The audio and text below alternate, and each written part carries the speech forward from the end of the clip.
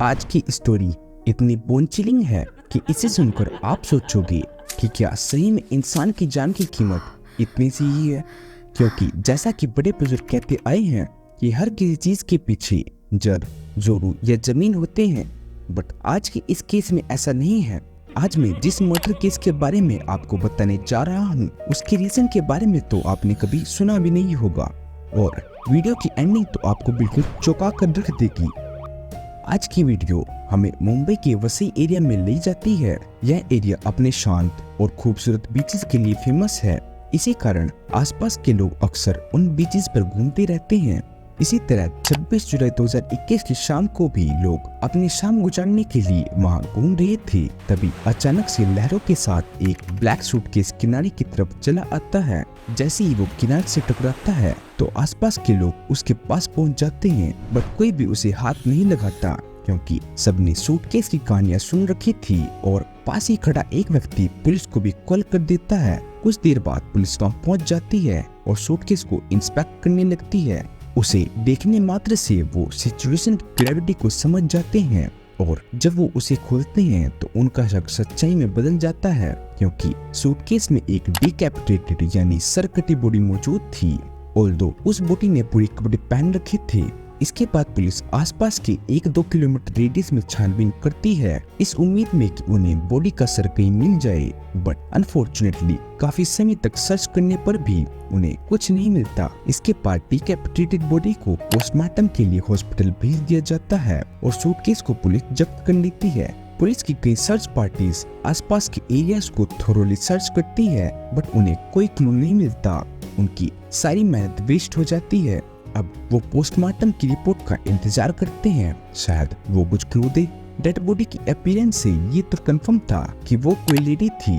कुछ दिनों बाद पोस्टमार्टम रिपोर्ट भी आ जाती है जो कुछ ज्यादा तो रिवील नहीं करती एक्सेप्ट कि महिला के हाथों पर ही नाम यानी मेहंदी थी। तो इससे और उसके कपड़ों से पुलिस ये अंदाजा लगाती है यह महिला शायद मुस्लिम थी। पुलिस के पास इसके अलावा और कोई इन्फॉर्मेशन नहीं थी।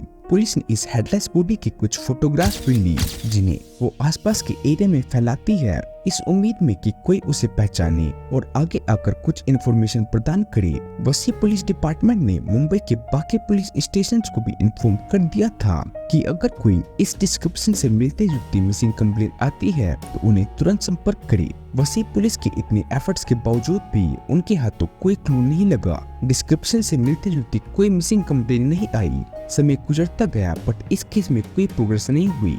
26 जुलाई को पुलिस ने यह हेडलेस बॉडी खोजी थी और तब से 6 महीने गुजर जाते हैं और वो उसकी आइडेंटिटी के बारे में कुछ भी पता नहीं कर पाती। 2021 खत्म होता है और 2022 शुरू, बट अभी तक पुलिस के पास कोई हेड स्टार्ट नहीं था। बट एक चीज पुलिस ने सही की, उन्होंने बॉडी का डीएनए सैंपल और क्लोथ्स को सुरक्षित प्रिजर्व किया और मुस्लिम रीति रिवाजों के तहत बॉडी का अंतिम संस्कार किया। 14 महीने बीत जाते हैं बिना किसी लीड या क्लू के और तभी 29 अगस्त 2022 को लगभग 14 महीने बाद एक व्यक्ति मुंबई पुलिस स्टेशन में आता है और कहता है कि उसकी भतीजी पिछले 14 महीनों से घर से लापता है। वो व्यक्ति एक मिसिंग कंप्लेंट लिखवाता है और बताता है कि उसकी भतीजी का नाम सोनिया है। वह अपने आप को सोनिया का चाचा बताता है और कहता है कि वो बेलागावी कर्नाटका का रहने वाला है। इसके बाद पुलिस उससे काफी ऑब्वियस सवाल पूछती है, उसे अपनी भतीजी की मिसिंग रिपोर्ट लिखाने में 1 साल क्यों लगा, अब तक वो कहाँ था और उसकी भतीजी सोनिया मुंबई में क्या कर रही थी।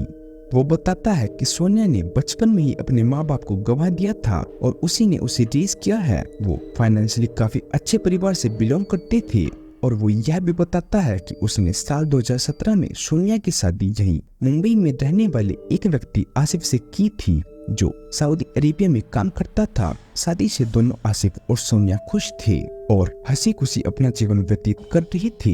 यही खुशी दोगुनी तब हुई जब साल 2019 में उनके घर एक लड़की ने जन्म लिया। उसका नाम उन्होंने अमेरा रखा।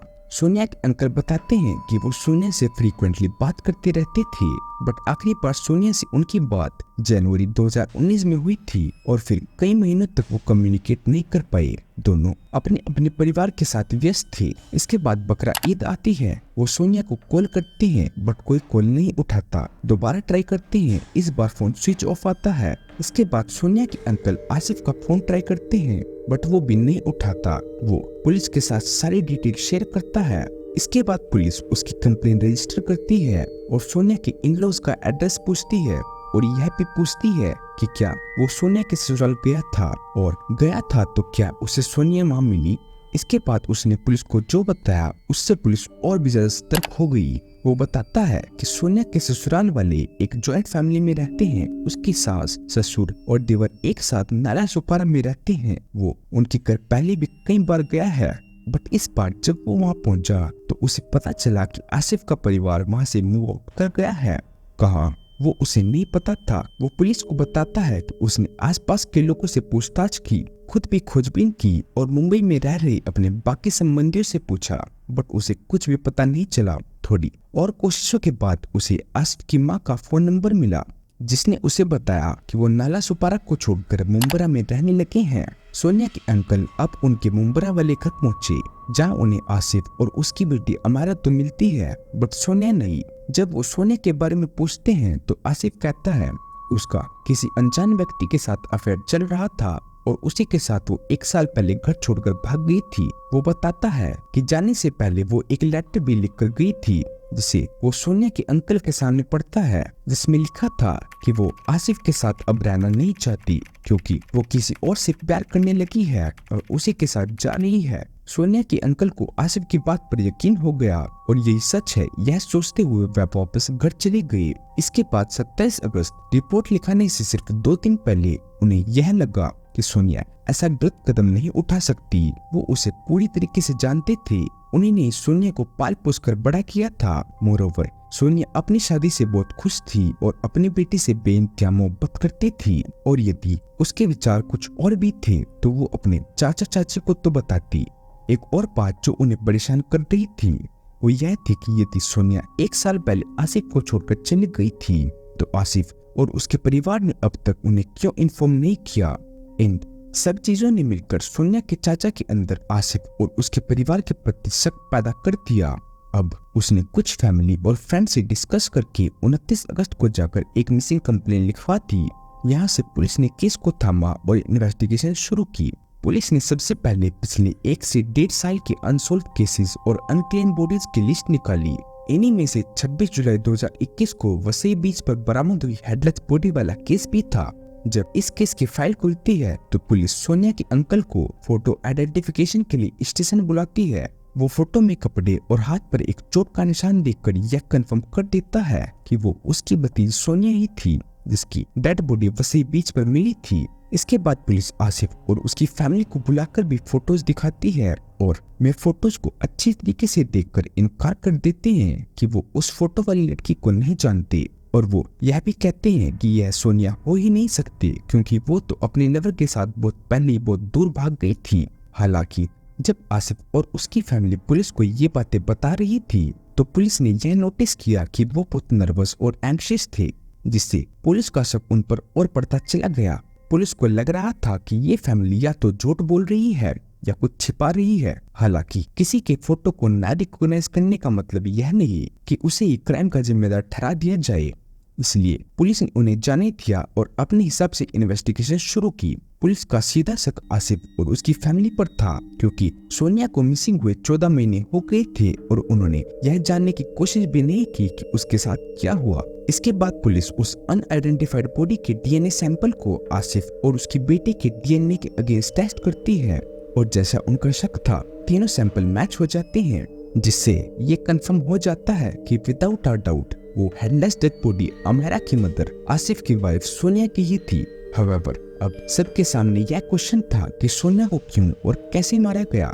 वही पुलिस आसिफ को सिर्फ डीएनए मैच होने पर अरेस्ट नहीं कर सकती थी, उन्हें और एविडेंस और मर्डर के पीछे का रियल मोटिव चाहिए था क्योंकि बिना रीजन की इन्वेस्टिगेशन आगे सही डायरेक्शन में बढ़ाना थोड़ा मुश्किल था। इसलिए वो सोनिया के अंकल को दोबारा बुलाते हैं और उससे शुरू करने को कहते हैं।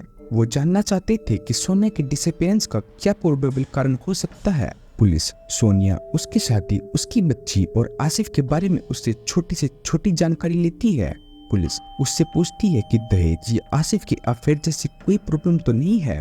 सोनिया का चाचा बताता है कि आसिफ सऊदी अरेबिया में काम करता था, बट जब कोविड-19 पैंडेमिक शुरू हुआ तब उसे वापस भारत आना पड़ा। शुरुआती समय में तो डाउरी और पैसे को लेकर कुछ डिस्कशन हुआ था, बट वो कोई मेजर इशू नहीं था। पुलिस को इस पूछताछ से कुछ ज्यादा सिग्निफिकेंट इन्फॉर्मेशन नहीं मिलती, इसलिए वो आसिफ का रुख करते हैं और उससे वो लेटर मांगते हैं जो सोनिया अपने लवर के साथ भागने से पहले लिखकर छोड़ गई थी। आसिफ वो लेटर पुलिस को देता है, जो उसे फोरेंसिक एनालिसिस के लिए भेज देते हैं, जो रिवील करती है कि इस लेटर में हैंडराइटिंग सोनिया की नहीं बल्कि आसिफ की है। अब पुलिस के पास आसिफ को इंटरोगेट और अरेस्ट करने का मोटिव भी था और एविडेंस भी। आसिफ पहले तो पुलिस को गुमराह करने की कोशिश करता है, बट इंटेंस क्वेश्चनिंग के बाद वो सब कहानी बताने लगता है कि कैसे और क्यों उसने सोनिया का मर्डर किया। वो बताता है कि 21 जुलाई 2021 बकरा ईद के दिन उन्होंने पहले अपनी 2 साल की बच्ची को अपनी बहन के घर भेजा और फिर आसिफ, उसका पिता और उसका भाई नमाज पढ़ने गए। वापस आकर तीनों ने सोनिया को पकड़ा और उसे बाथिंग टब में डुबाकर जान से मारने की कोशिश की। जब वो सफल नहीं हो पाए तो उन्होंने उसका गला घोंटकर मारा। जब वो श्योर हुए कि सोनिया मर चुकी है तब आसिफ और उसके फादर ने उसका गला काटा। वो हेड और बॉडी को सेपरेटली डिस्पोज करना चाहते थे।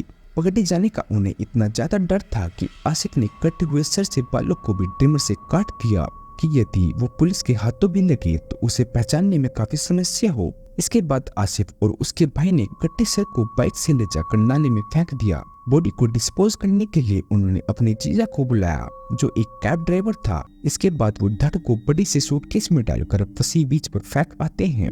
यह सब हैवानियत करने के बाद सारी फैमिली बकरा ईद भी सेलिब्रेट करती है, मानो कुछ हुआ ही ना हो। उन्हें इस बात का भी डर था कि सोनिया की फैमिली जब उससे मिलने आएगी तो तब क्या होगा। इसके सॉल्यूशन के लिए वो नाला सोपारा का घर बेचकर 50 किलोमीटर दूर मुंबरा में आकर एक नया घर खरीद कर रहने लगी। इसके 14 महीनों बाद सोनिया का चाचा उसे ढूंढता आता है और ये सारी चीजें होती है। बट अभी भी एक क्वेश्चन बचा था कि सोनिया ने ऐसा क्या बुरा किया था कि सारी फैमिली उसके खिलाफ हो गई और इतने हीनियस मर्डर को अंजाम दिया। मतलब सोनिया के मर्डर के पीछे क्या कारण था। साल 2017 में सोनिया और आसिफ की शादी होती है। शादी के 2 साल बाद उन्हें अमायरा नामक एक प्यारी सी बच्ची होती है, जिसके आने से पूरे परिवार में खुशियों की लहर दौड़ जाती है। हालांकि आसिफ की बहन की शादी को कई साल हो गए थे, बट उसके कोई बच्चे नहीं थे। इसी के चलते अमायरा के जन्म से पहले ही फैमिली में ये डिस्कशन चलते रहते थे कि आसिफ को अपना होने वाला बेबी अपनी बहन को देना चाहिए। उसकी बहन ने भी जब और जिद की तो आसिफ भी मान गया। बट जब सोनिया को इसके बारे में पता चला तो उसने इसका जोरों शोरों से विरोध किया। उस समय तो आसिफ वापस सऊदी चला गया और यहाँ सोनिया अकेले बाकी फैमिली मेंबर से लड़ती रही कि वो अपना बच्चा किसी को भी नहीं देगी। सोनिया उनसे पैशनेटली आर्ग्यू करती कि वो उसकी पहली बेटी है और अगर दूसरी भी होती तो उसे फिर भी ना देती। उसने अपनी ननद को यह सुझाव दिया कि उसे बच्चा अडॉप्ट कर लेना चाहिए, इससे उन्हें भी फायदा होगा और वह अनाथ बच्चे को घर भी मिलेगा। हाउएवर आसिफ की बहन बहुत जिद्दी थी। उसे छोटे बच्चों की तरह जिद लग गई थी कि उसे सोनिया की बेटी अमायरा ही चाहिए। इसी के चलते एक दिन सोनिया का ससुर सोनिया को बहुत बेरहमी से पीटता है। इसके बाद पुलिस स्टेशन में जाकर कंप्लेन लिखवा आती है, बट रिलेटिव्स के कहने पर वो कंप्लेन वापस भी ले लेती है। समय गुजरता है और साल 2021 आता है। आसिफ सऊदी अरेबिया में अपनी शिपिंग कंपनी की जॉब छोड़कर वापस भारत आ जाता है और अमायरा को अपनी बहन को दे देने की बात को जोड़ देता है, क्योंकि उसके कोई बच्चे नहीं थे। यह डिसएग्रीमेंट फैमिली के अंदर ही अंदर बढ़ता चला गया। सब सोनिया के खिलाफ थे और सोनिया अपनी बच्ची के लिए अकेली खड़ी थी। सोनिया को उसके घर में बात करने से रोक दिया गया था। उसका मोबाइल फोन भी छीन लिया गया था। उसकी रोज छिताई पिटाई करते और 21 जुलाई 2021 को अंततः उसका मर्डर करके सर को तट से अलग करके बसे बीच पर फेंक दिया। जिसके 1 साल बाद सोनिया के चाचा जावेद शेख ने एक मिसिंग कंप्लेन लिखाई। काफी कोशिश के बावजूद भी मुंबई पुलिस उसके सर को कभी खोज नहीं पाई। इस केस को सॉल्व करने में वसी पुलिस ने काफी क्रूशियल रोल निभाया था, क्योंकि उन्हीं ने उस हेडलेस बॉडी की फोटो, कपड़े और डीएनए प्रिजर्व कर रखे थे, जिसने इस ब्लाइंड मर्डर मिस्ट्री को सॉल्व करने में काफी मदद की। इस प्रकार की कहानियां हमें यह सोचने पर मजबूर कर देती है कि किसी क्राइम को अंजाम देने के लिए किसी बड़े रीजन की जरूरत नहीं पड़ती अगर व्यक्ति साइकोपैथ हो तो दोस्तों आज की वीडियो में इतना ही। उम्मीद करता हूँ कि आपको वीडियो अच्छी लगी होगी। अगर आपको वीडियो अच्छी लगी है तो वीडियो को लाइक करके चैनल को सब्सक्राइब जरूर कर दीजिएगा। मैं मिलूंगा आपसे अगली वीडियो में, तब तक के लिए जय हिंद, वंदे मातरम।